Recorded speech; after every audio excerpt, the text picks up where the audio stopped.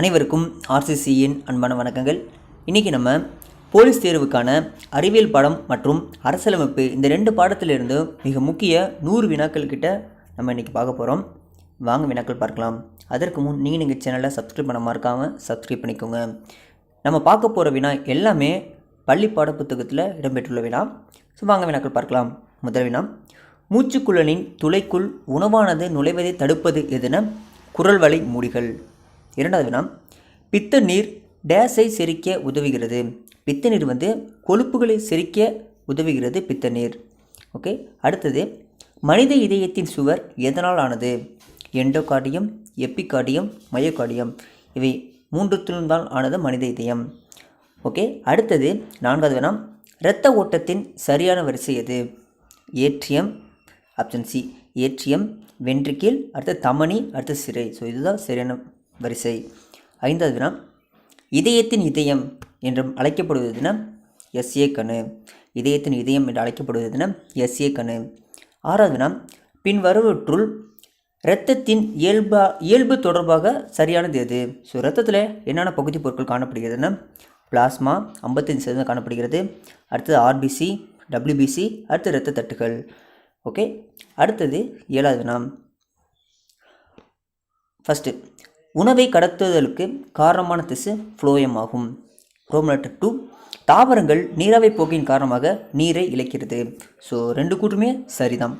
Okay. அடுத்தது எட்டாவது வினா, பொறுத்துக. சரியான பதில் ஆப்ஷன் ஏ. ஃபஸ்ட்டு, ஏபி இரத்த வகை ஆன்டிபாடி அற்ற இரத்த வகை. ஏபி இரத்த வகை ஆன்டிபாடி அற்ற வகை. அடுத்தது ஓ இரத்த வகை ஆன்டிஜென் அற்ற வகை. இதில் ஆன்டிபாடி இருக்கும் ஓல. அடுத்தது ஈஸ்னோஃபில்.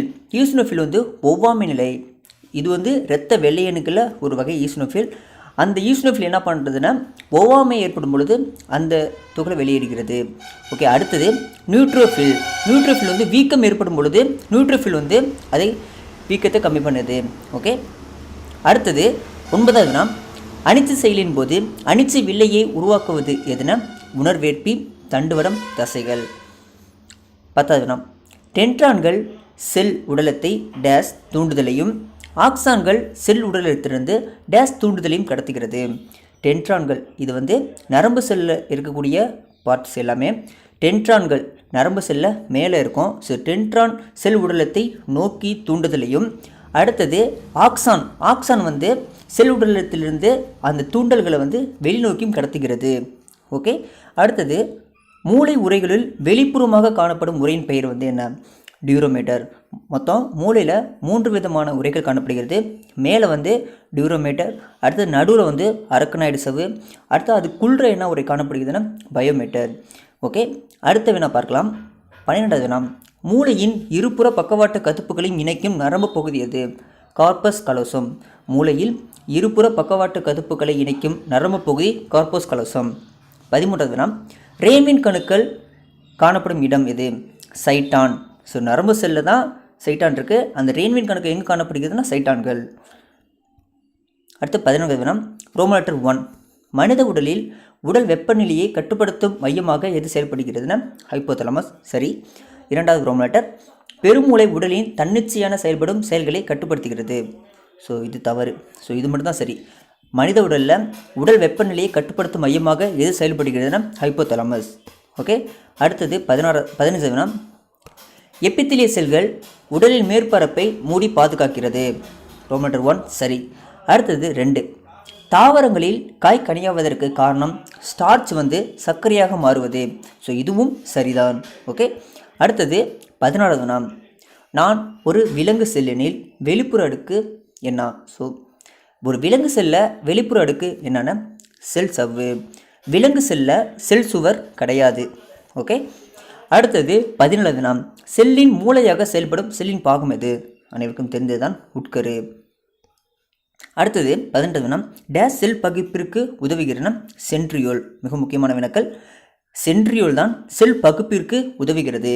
ஓகே. அடுத்தது 19வது வினா, தோராயமாக மனித உடலில் செல்கள் மொத்தம் எண்ணிக்கை எவ்வளோ இருக்குன்னா 3.7 × 10⁻13. தோராயமாக மனித உடலில் உள்ள செல்கள் எண்ணிக்கை 3.7 × 10⁻13. 20வது வினா, ப்ரோகேரியோட்டிக் செல்களில் உட்கரு டேஸ் என அழைக்கப்படுகிறது, நியூக்ளியோடைட். ப்ரோகேரியோட்டிக் செல்களில் உட்கரு நியூக்ளியோடைட் என்று அழைக்கப்படுகிறது. ஓகே, அடுத்த 20 வினாக்கள் சயின்ஸில் பார்ப்போம்.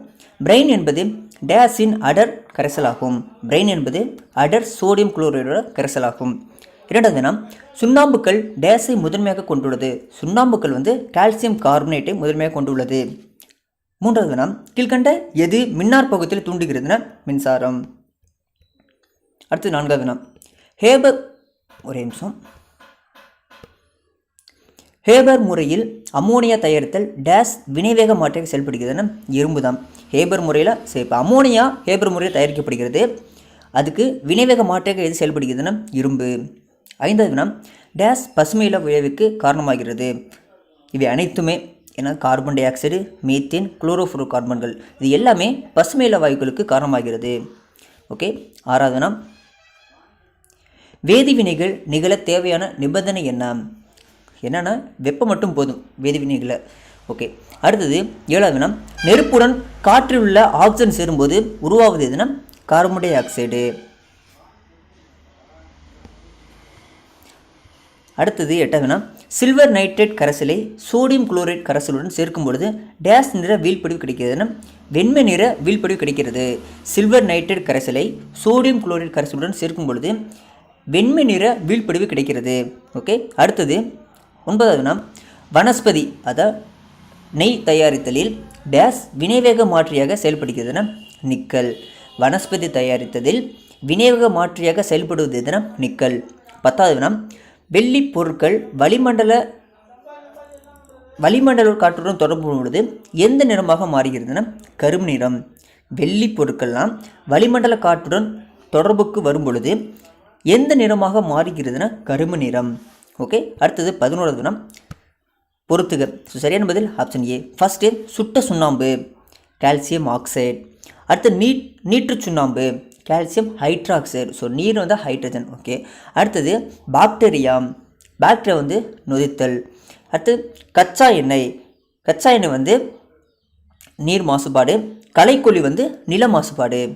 ஓகே, அடுத்தது 12வது வினா, வேதி மாற்றத்தின் பருமன் மாறலாம் ஆனால் நிறை மாறாது. ஸோ சரி, ஒரு வேதியியல் மாற்றத்தில் அதோட பருமன் மாறலாம் ஆனால் அதோட நிறை மாறாது. உறைதல் என்பது இயற்பியல் மாற்றமே. எஸ், இரண்டும் சரிதான்.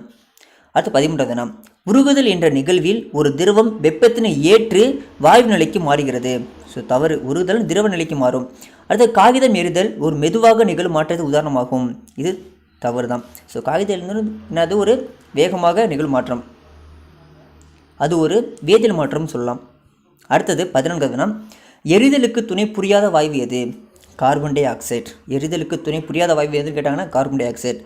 15வது வினா, எஃகில் உள்ள கார்பன் மாசை நீக்க பயன்படுத்தப்படும் வாயு ஆக்சிஜன். எஃகில் உள்ள கார்பன் மாசை நீக்க பயன்படுத்தப்படும் வாயு ஆக்சிஜன். 16வது வினா, வெள்ளிக்கோளின் வளிமண்டலத்தில் 96லிருந்து 97% டேஸ் வாயு காணப்படுகிறது, கார்பன் டை ஆக்சைடு. ஸோ அதனால தான் வெள்ளிக்கோள் மிகவும் வெப்பமாக காணப்படுகிறது. ஓகே, அடுத்து 17வது வினா, கூட்டு காரணம் மாதிரி இருக்குது. ஃபர்ஸ்ட் ரோமன் லெட்டர் 1, ஆக்சிஜன் வெப்பத்தையும் மின்சாரத்தையும் கடத்தாது. இது சரி. ஓகே, நைட்ரஜனானது ஆக்சிஜனை விட 2 மடங்கு நீரில் அதிகமாக கரையும். ஸோ தப்பு, ஏன்னா ஆக்சிஜன் தான் நைட்ரஜனை விட 2 மடங்கு நீரில் கரையும். ஓகே, அடுத்தது 18வது வினா, வளிமண்டலத்தில் பசுமையில்ல விளைவு அதிகமாகி வருவதால் வெப்பநிலை சராசரியாக உயர்ந்து கொண்டே வருகிறது. ஸோ இது சரி. அடுத்தது நைட்ரஜன் வாயு குளிர்ச்சியாக இருப்பதால் காற்றிலுள்ள ஈரப்பதம் இதன் மீது விழுந்து அடர்த்தியான புகை மூட்டம் உருவாகிறது. ஸோ இது தவறு. ஓகே, அடுத்து 19வது வினா, அதிக வினைபுரியும் உலோகங்கள் கந்தக அமிலத்துடன் சேர்க்கும் பொழுது ஹைட்ரஜன் வாயு வெளியேறுகிறது. ஸோ இது சரி, ஏன்னா ஒரு உலோகம் வந்து அமிலத்துடன் வினைபுரியும் பொழுது ஹைட்ரஜன் வாயு வெளியேறும். அடுத்து 2வது வினா, ஹென்றி கேவெண்டிஷ் ஆக்சிஜன் எளிதில் எரியும் காற்று என அழைத்தார். ஸோ இது வந்து தவறு. ஹென்றி கேவெண்டிஷ் எதுக்கு வரும்னா நீரை பற்றி தான் அவர் கண்டுபிடிச்சிருப்பார். ஸோ ஹென்றி கேவெண்டிஷ் வந்து நீரை பற்றி தான் வரும். அடுத்தது 20வது வினா, தூய நீரானது ஒளி ஊடுறக்கூடிய ஒரு தெளிவான திரவமாகும். ஒரு தூய நீர் வந்து ஒளி ஊடுறக்கூடிய ஒரு தெளிவான திரவமாகும். எஸ் சரி. அடுத்து 2, அழுத்தம் அதிகரிக்கும் போது நீரின் உறைநிலை அதிகமாகிறது. ஸோ இது வந்து தவறு. அழுத்தம் அதிகரிக்கும் போது இதை பற்றி தான் சொல்லியிருப்பாங்க. ப்ரெஷர் குக்கர் அழுத்தம் அதிகரிக்கும் போது அதோட டெம்பரேச்சர் தான் அதிகமாகும்னு சொல்லியிருப்பாங்க, கொதிநிலை அதிகமாகும். ஓகே. அடுத்தது, பாலிஸ்டிரீன் என்ற வேதிப்பொருளை உற்பத்தி செய்ய டேஸ் பயன்படுத்தப்படுகிறது. பென்டேன். பாலிஸ்டிரீன் என்ற வேதிப்பொருளை உற்பத்தி செய்ய எது பயன்படுத்தப்படுகிறதுனா பென்டேன். 21வது, உற்பத்தி வாயு அமெரிக்காவில் எவ்வாறு அழைக்கப்படுகிறது? மரவாயு என்று அழைக்கப்படுகிறது. கார்பனின் சதவீதம் 25லிருந்து 35% இருக்கக்கூடிய நிலக்கரி என்ன அழைக்கிறாங்கன்னா லிக்னைட் என்று அழைக்கப்படுகிறது. உயர்தரமான நிலக்கரி எதுனா ஆந்திரசைட். ஓகே. அடுத்தது 23வது, டேஸ் 98% கார்பனை கொண்ட நிலக்கரி முக்கிய விளைபொருளாகும். கல்கரி. கல்கரி 98% கார்பனை கொண்ட நிலக்கரி முக்கிய விளைபொருளாகும். கருப்பு வைரம் என்று அழைக்கப்படுவதுன்னா நிலக்கரி. கருப்பு தங்கம் பெட்ரோலியம். உலகில் முதல் பெட்ரோலிய கிணறு எங்கு தோண்டப்பட்டதுன்னா அமெரிக்காவில் தோன்றப்பட்டது. ஓகே. அடுத்தது நம்ம அரசியலமைப்புலேருந்து ஒரு 50 வினாக்கள் பார்க்கலாம். முதல் வினா, 1995ஆம் ஆண்டில் உலகம் முழுவதும் இருந்த பெண்கள் எங்கே கூடினாங்கன்னா பெய்ஜிங்கில் கூடினாங்க. ஓகே. 1995ஆம் ஆண்டு பெண்கள் மாநாடு, உலக பெண்கள் மாநாடு எங்கே நடைபெற்றதுன்னா பெய்ஜிங்கில் நடைபெற்றது. அடுத்து 2வது வினா, தேசிய மனித உரிமைகள் ஆணையம் எந்த ஆண்டு நிறுவப்பட்டது? 1993ஆம் ஆண்டு நிறுவப்பட்டது. தேசிய மனித உரிமை ஆணையம் 1993ஆம் ஆண்டு நிறுவப்பட்டது. அதே போல் மாநில மனித உரிமை ஆணையம் 1997ஆம் ஆண்டு நிறுவப்பட்டது. ஓகே. அடுத்தது 3வது வினா, ஐநா சபை 1979ஆம் ஆண்டை சர்வதேச டேஸ் ஆண்டாக அறிவித்ததுன்னா குழந்தைகள் ஆண்டாக அறிவித்தது. 1979ஆம் ஆண்டை குழந்தைகள் ஆண்டாகவும், அதே போல் 1978ஆம் ஆண்டை பெண்கள் ஆண்டாகவும் அறிவித்தது. ஓகே. அடுத்தது 4வது தினம், உலக மனித உரிமைகள் தினம் என்று அனுசரிக்கப்படுகிறது. டிசம்பர் 10. 5வது தினம், மனித உரிமைகளின் நவீன சர்வதேச மகாசஸ்திரம் என அழைக்கப்படுவது தினம் மனித உரிமைகளுக்கான உலகளவை அறிவிப்பு UDHR. அடுத்த 6வது தினம், தேசிய மனித உரிமைகள் ஆணையத்தின் தலைவர் அவரோட பதவிக்காலம் என்ன? 5 ஆண்டுகள் அல்லது 70 வயது வரை. ஸோ எது ஃபஸ்ட்டு வருதோ அவர் ரிட்டையர் ஆகிடுவாங்க. அடுத்தது 7வது வினா, தேசிய மனித உரிமை ஆணைய தலைமையகம் எங்கு அமைந்துள்ளது? புதுடெல்லியில் அமைந்துள்ளது. தவறான கூற்றை தேர்ந்தெடுக.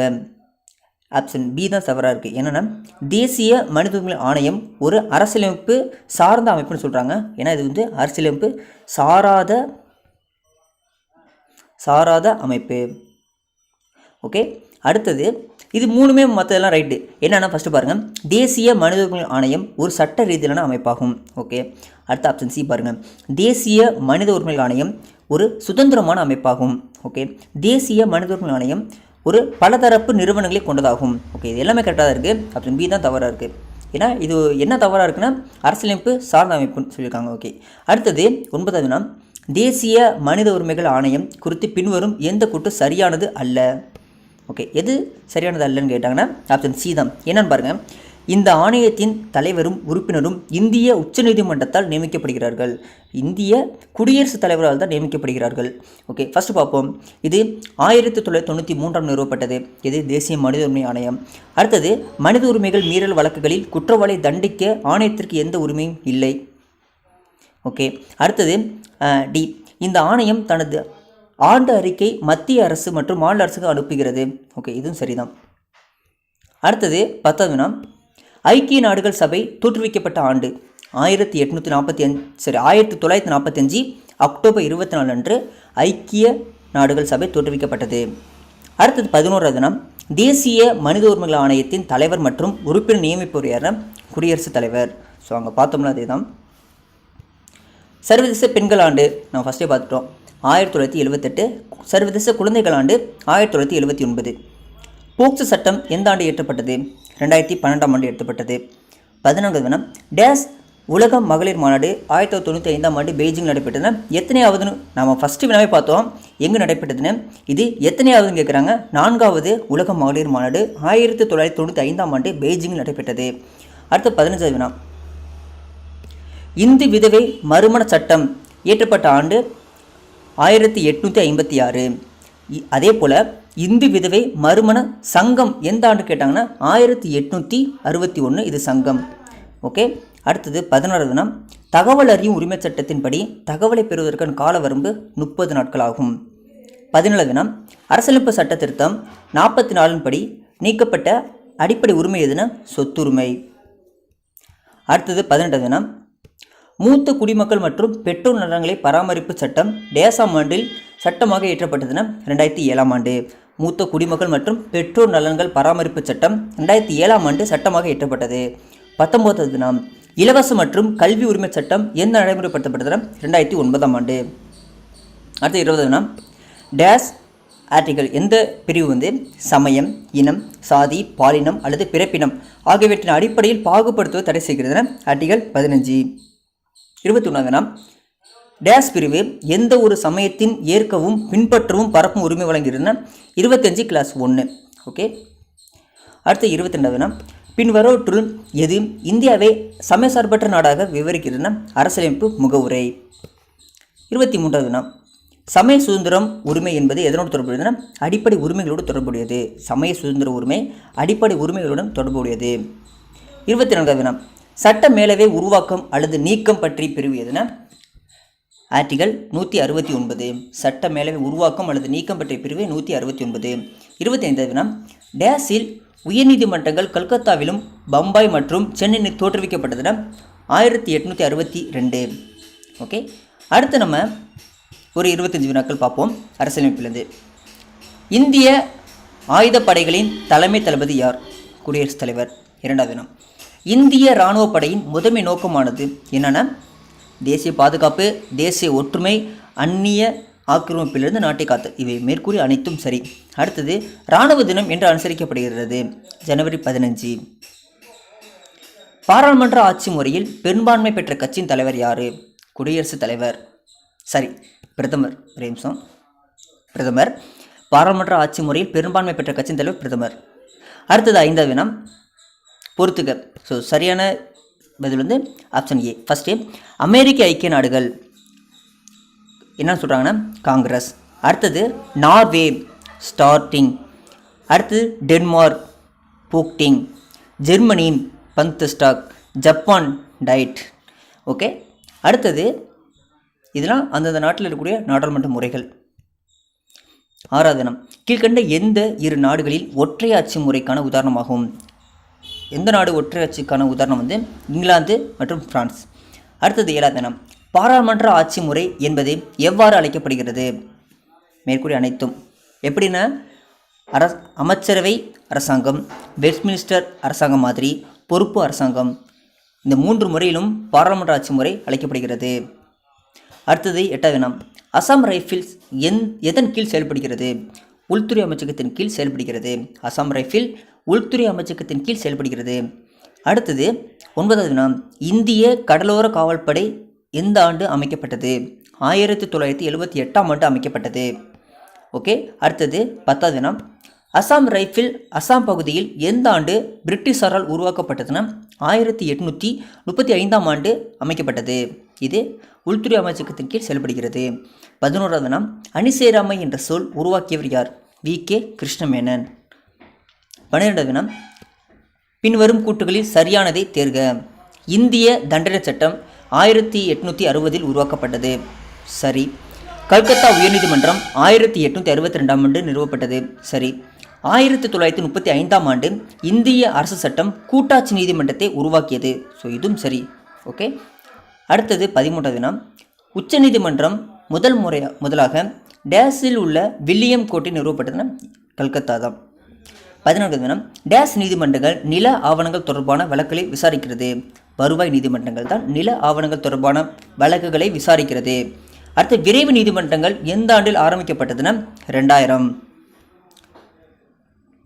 லோக்சபா தேர்தலில் போட்டியிட தேவையான குறைந்தபட்ச வயது 25.